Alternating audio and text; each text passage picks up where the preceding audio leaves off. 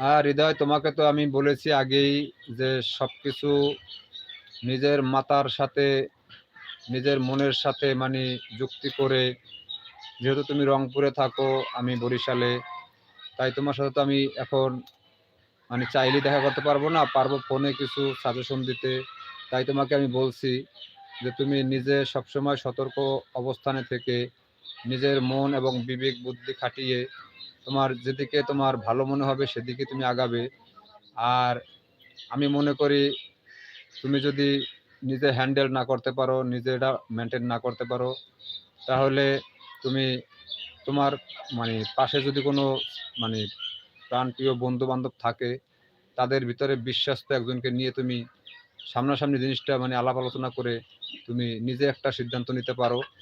কারণ যেহেতু তুমি মানে একেবারে ছোট না, তুমি মোটামুটি তোমার বোঝার বুদ্ধি আছে, তাই তুমি সেটা নিজেই